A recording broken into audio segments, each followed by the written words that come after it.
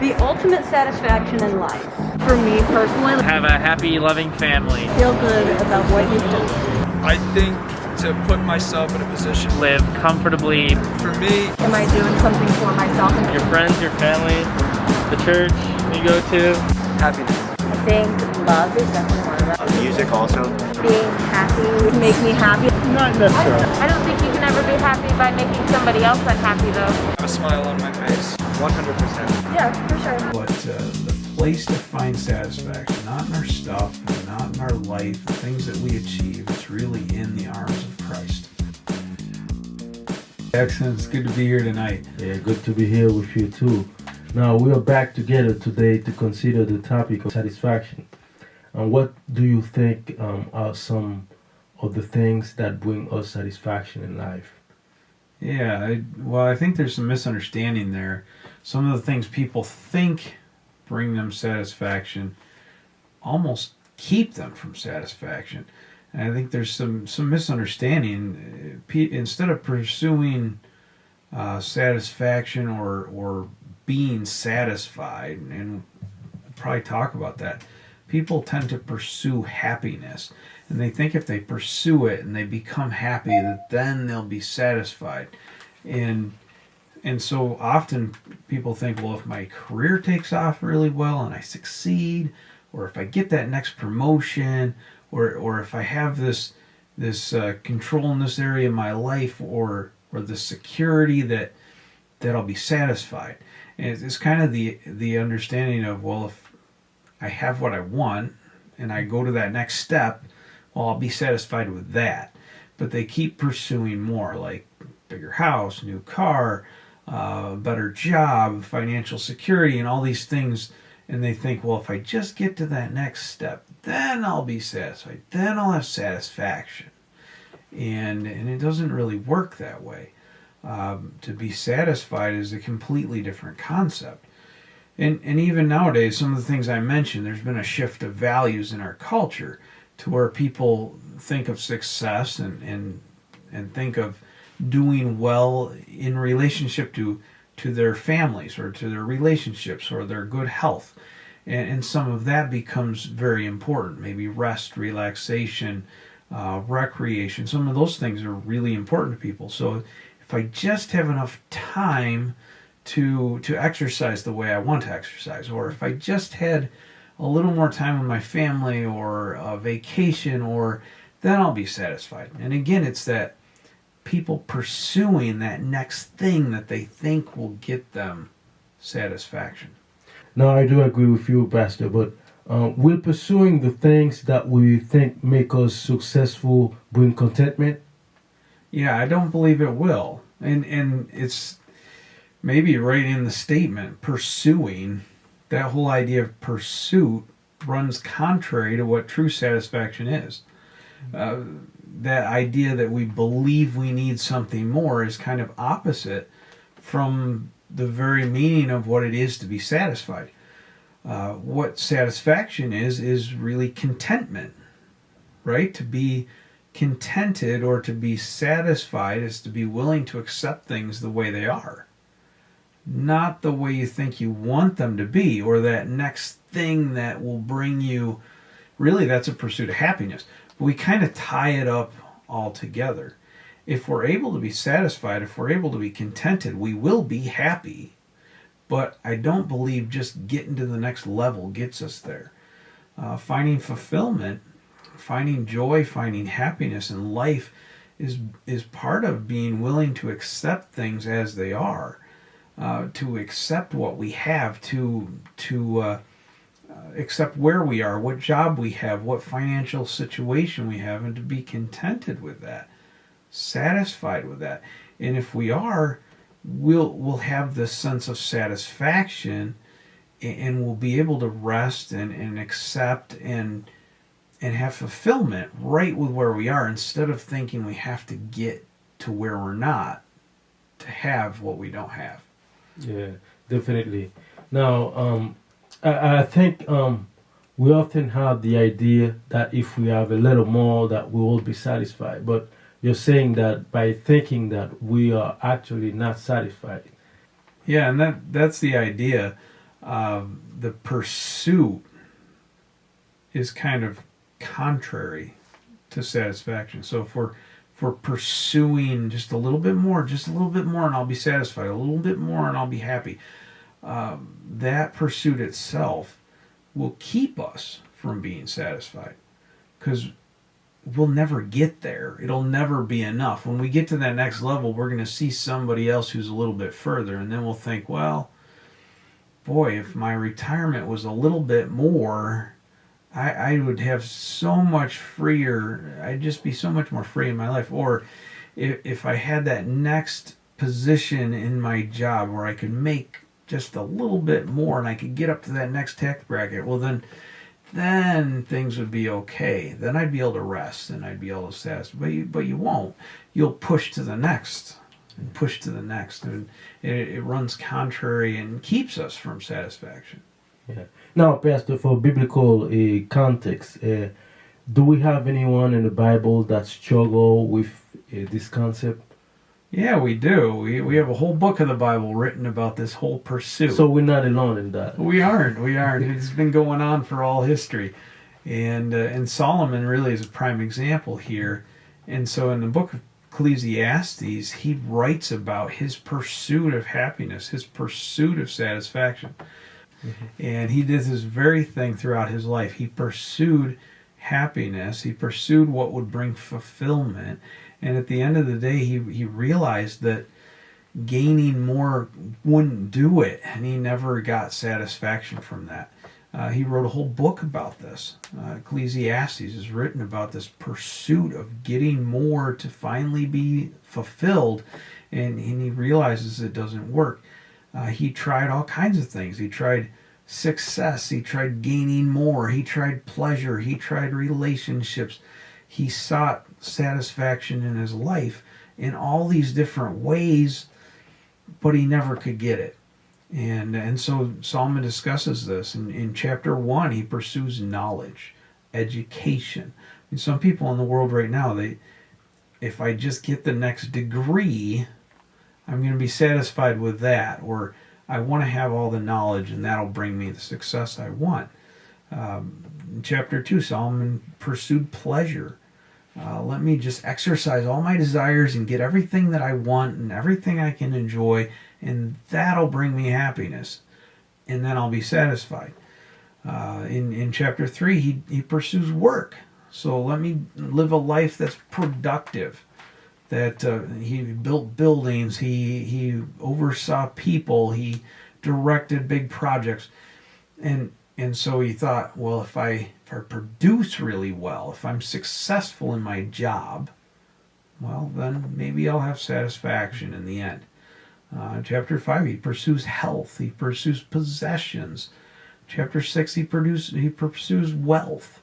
Like, let me be wealthy and have all this money and all these things, and then of course I'll feel this sense of fulfillment and satisfaction. But it doesn't come. Chapter 7, he pursues character, reputation.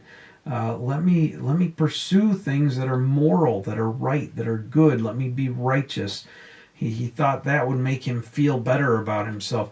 Let me do good things and build a good reputation, and that'll bring me satisfaction. You realize that failed as well. And I really like that you mentioned that. Sorry, I interrupt a little bit. No problem, man. And I'm amazed about how contemporary the Bible is, because this is current problem you're talking about. Because you see, I'm a big fan of football, and we see every year someone might get a Super Bowl and then try to go for the next one, and you never be satisfied. Can never be satisfied with, no matter the accumulation of fill your hands with the rings, but it won't take out the emptiness in your life. And eventually, in all of these things, and you brought up football as an example, eventually you won't be able to play football anymore. There'll come a point in your age and your health and your body where it's just not going to happen. And then people struggle with, well, who am I? What am I good for now? And so if all of our focus has been in that one area, then we realize eventually it's empty. eventually is gone and it's over, and what now? And you'll find that emptiness. And Solomon just looked at that all the way through the book of Ecclesiastes, and it is so relevant. People pursue things like knowledge today. They pursue pleasure. They pursue their desires, their achievements, their work, their possessions, their wealth. All those things we struggle with today. If I just have this, or I just achieve this, or if I, all those things. Solomon, even in chapter 8, he pursues justice versus injustice, and he realizes that in the end falls apart as well. And don't we see that in our society right now, where the pursuit of justice is kind of falling apart? No, we're not saying that pursuing justice is a bad thing. It's not a bad thing. It's not ultimate fulfillment, because as he learned, well, we want justice. Sometimes this world is unjust. And so if we tie our hope up in justice, it's going to fall apart on us. And ultimately, God's the one that brings justice. Our world will fail on that, unfortunately. But we should pursue it. It's just a matter of, is that where our hope lies? Not mine, where I'd be pretty despondent today.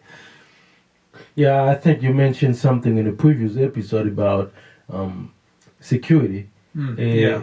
Well, we were talking about a lot of things. It can be your money, your wealth, where you rely on that, and then at the end, that will collapse. Right. And then there is no sustainable hope for that, Right. Yeah, so Solomon had that same thing, and he just pursued all these different things, and in the end they fall apart. And so Solomon in Ecclesiastes, he evaluates pleasure in music and relationships, he evaluates wealth, he evaluates power, sexual pleasure, being rich, even being poor. And he tries to figure out, where can I get fulfillment out of all of these things? They're the things this world pursues. They're supposed to bring us happiness. If we're happy, we should eventually feel satisfied and fulfilled, right? And he realizes that none of it will bring ultimate satisfaction. It all ends up being empty. And he describes it that way. I feel empty. I achieved this, but I feel empty. I have all this wealth, but I still feel empty. And sometimes you talk to highly successful and highly wealthy people, and they often feel empty unless they have a sense of purpose that goes beyond the wealth. And so Solomon began to dig deeper and to see that. Yeah, so it's really interesting to me the way you're describing it, Pastor, as far as we see. It's not one stance or the other. It's about the fallenness of our world. There must be something deeper, right? Yeah, and Solomon gets there. But he kind of uses up the whole book before he gets to that point. But a couple different points in the book, he kind of brings up the deeper focus of what will bring satisfaction and enjoyment. And so, speaking about work and pleasure, early on in the book, chapter 3, verse 13, Solomon says this. He says that each person may eat and may drink and find satisfaction in all that they do, all their toil. But he goes on and says, this is a gift from God. So if all we're doing, Solomon comes to the conclusion, if all we're doing is working really hard, and then we get to have some fun and enjoy food and drink and have a party, and maybe there's some enjoyment there, but Solomon says that's all it is, it's empty. But it's God who brings the enjoyment even in the simple things of life. And that's where he's coming out. It's got to go deeper than the surface issues of the things that we're pursuing. It has to have a deeper focus. In chapter 2, 24 and 25, Solomon delves into the same thing in a chapter earlier. And he says, a person can do nothing better than to eat and to drink and to find satisfaction in their toil. In other words, it's good to do a good day's work, come home, enjoy the fruit of your labor. But if all it is achievement, it's going to become empty. And so Solomon goes on, he says, this too I see is from the hand of God. So without him, who can eat or find enjoyment? So unless there's something deeper, unless there's a greater purpose, unless it's a gift, unless it's really an act of grace, but without that deeper focus, we don't have the enjoyment. It all falls flat. Now, does Solomon explain how this works? Yeah, he does. I think he begins to understand that satisfaction ultimately doesn't come from what you have or what you do or what you experience. And I think that's the point. He sees you could have enjoyment and fulfillment as a wealthy person. You could have it as a poor person, not because you what you have and don't have, but because of your relationship with God. And so he takes it deeper. What we do won't create satisfaction. What we experience, what we desire, what we gain, none of that will eventually bring us satisfaction. And so when Solomon wraps up his book, he really indicates that no matter how much we have or how much we accumulate or how much we own, how much pleasure we indulge in, how much wealth and power or control, all those things, that ultimately kind of wraps and comes into his final chapter in chapter 12. Because ultimately, it doesn't matter. We could have a lot, we could have a little, we could really achieve a lot, we could have a great status in life, but in the end, all of us grow old. and coming into chapter 12, he kind of ends there. We all grow old, our health will fail, someday we'll be forgotten, someday the things that we've built up will be handed off to other people. And people become very despondent about such things. And Solomon says, again, there has to be a deeper focus. And so it's not about what we gain and experience or achieve. Because ultimately we won't be able to continue that forever. And we talk a lot in our world today about being sustainable.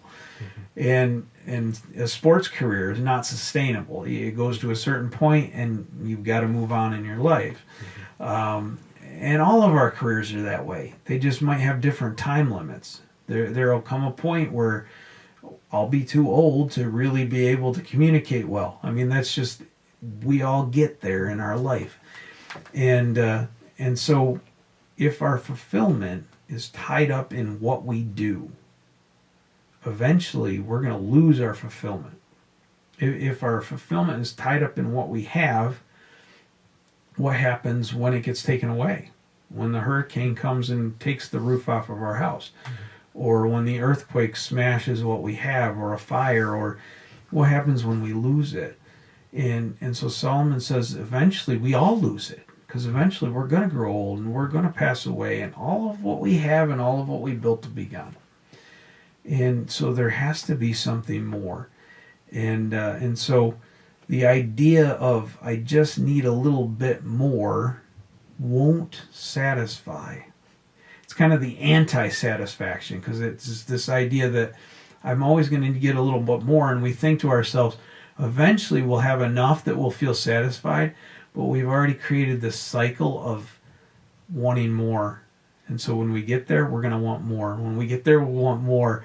We'll never be satisfied. And in the end, Solomon says all of that more wouldn't have made us satisfied anyway, because it's not what brings fulfillment.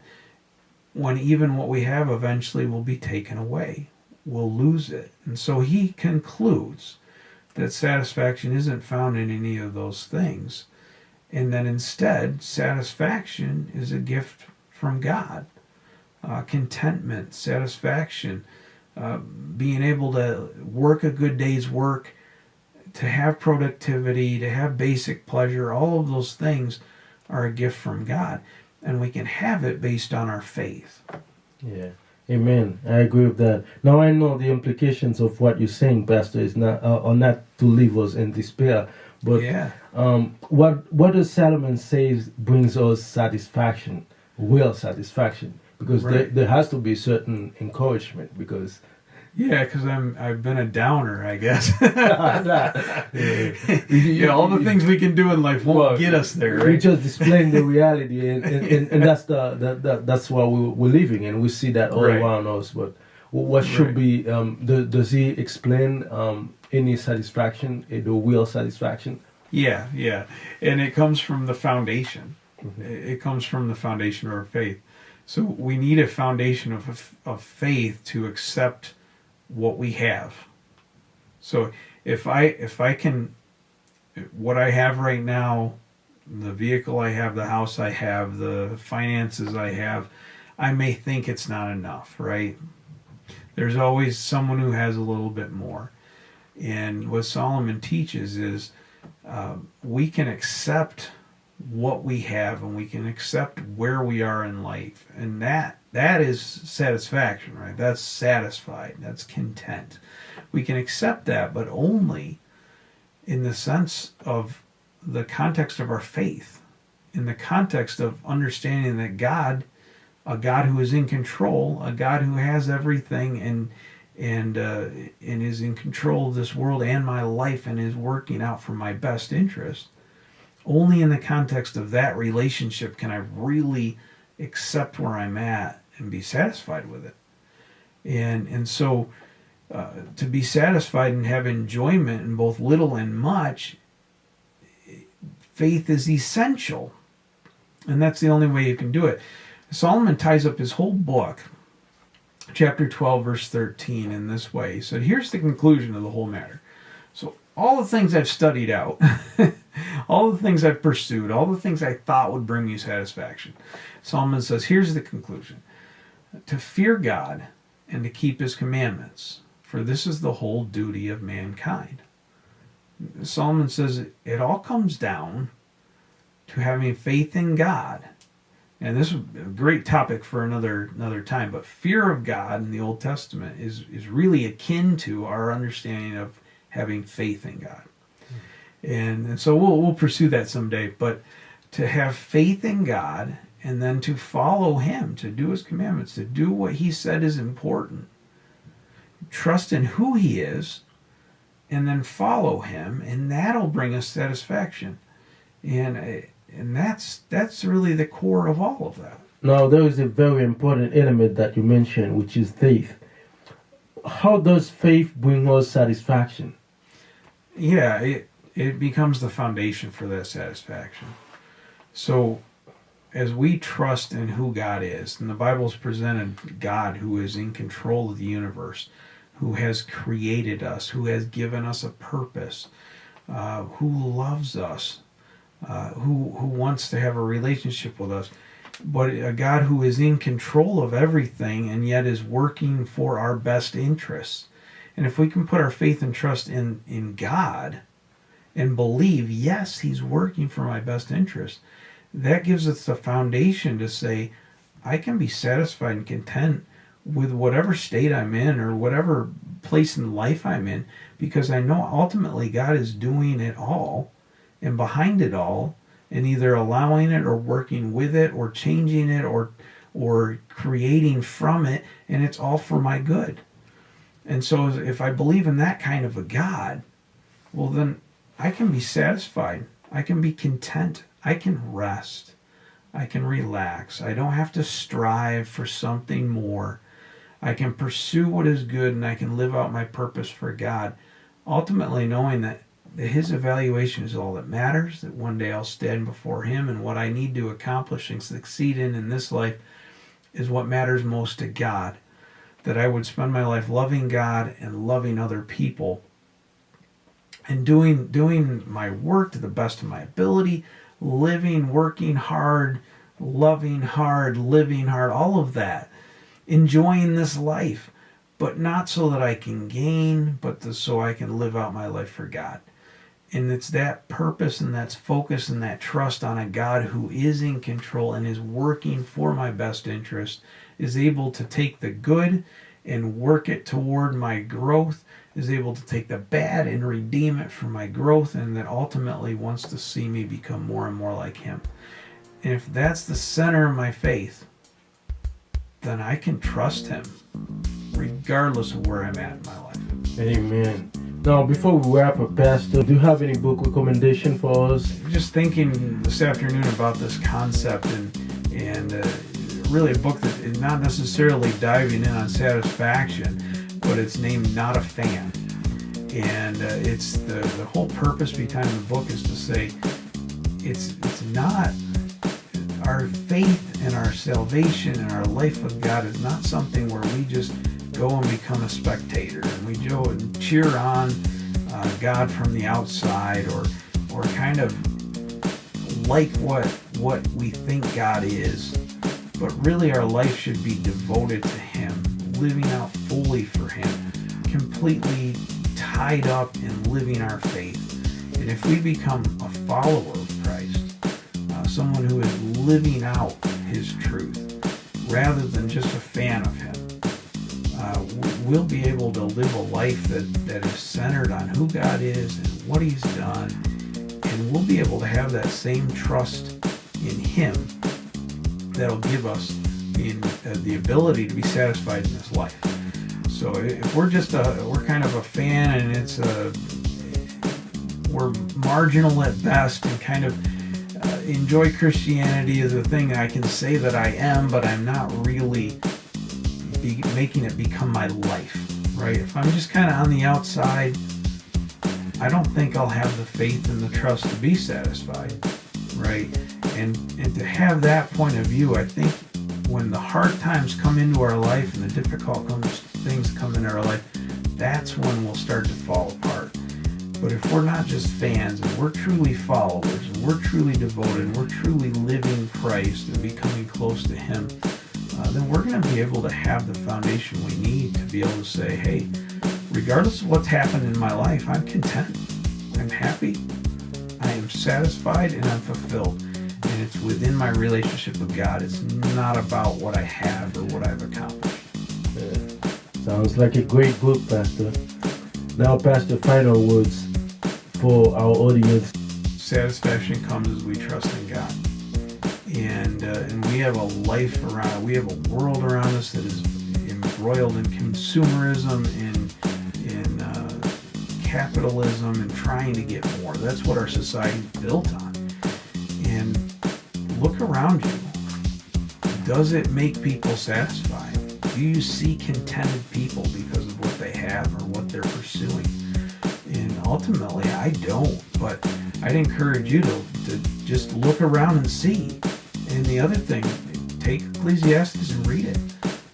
Sometimes it's worth learning from somebody else. Solomon had a whole lot more resources to pursue things than we do. I'd much rather learn it from somebody else.